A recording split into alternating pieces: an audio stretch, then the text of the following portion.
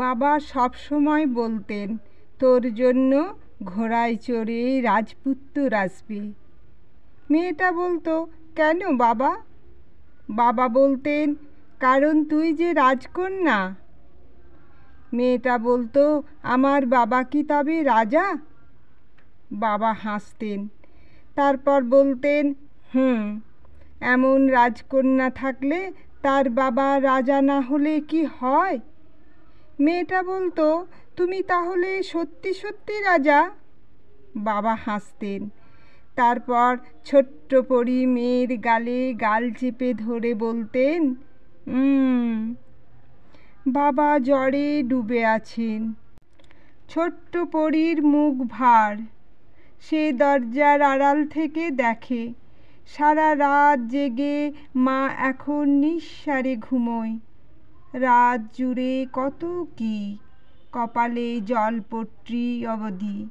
আচ্ছা, জলপট্রি দিলে কি হয়? জ্বর ভালো হয়ে যায়? ছোট্ট পরী মেয়ে বাবার গা ঘেঁষে দাঁড়ায়। এই বাবাটা কেমন ধূসর, শুকনো মুখের মানুষ। বাবার কি খুব কষ্ট হচ্ছে? খুব। পরী মেয়ে তার বেনি করা চুলের ফিতে খুলে ফেলে, তারপর বেসিনের জলে ডুবিয়ে নিয়ে বাবার কপালে বেঁধে দেয়। বাবা চোখ মেলে তাকান। ঠিক সামনের আয়নায় তার চোখ, টুকটুকে লাল ফিতে তার কপাল জুড়ে। পরী মেয়েটা বড়দের মতো করে বলে, রাজামশাইয়ের জ্বর কি তাহলে কমলো? বাবা হাসেন, দুহাতে জাপটে ধরেন তার রাজকন্যাকে বুকের ভেতর। এমন রাজকন্যা থাকলে রাজা মহারাজাদের জ্বর না কমে যাবে কোথায়?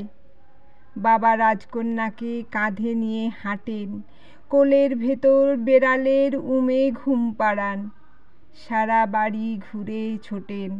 তারপর অফিস, মিটিং, রোদ, ঘাম, জলের দিন রাত্রি, বাজারের সওদা, দ্রব্যমূল্যের ঊর্ধ্বগতি, দিন শেষে হতাশায় ক্লান্তিতে গম্ভীর মুখে ঘরে ফেরাও থাকে।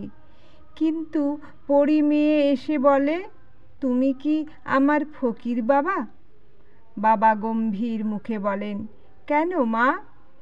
আজকাল আমায় যে আর রাজকন্যা বলে ডাকো না। ক্লান্তিরা ডানা ঝাপটে পালায়, দুশ্চিন্তাও।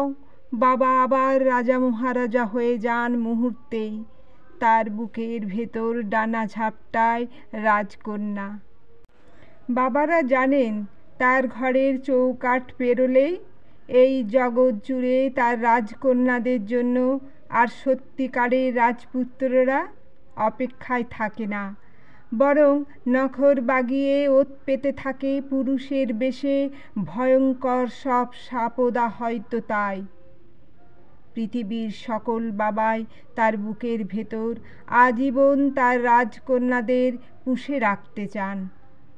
হয়তো তাই জগৎ জুড়েই সকল মেয়ের বুকের ভেতর ফিসফিসিয়ে বাজে, I am a princess not because I have a prince, but because my father is the only king.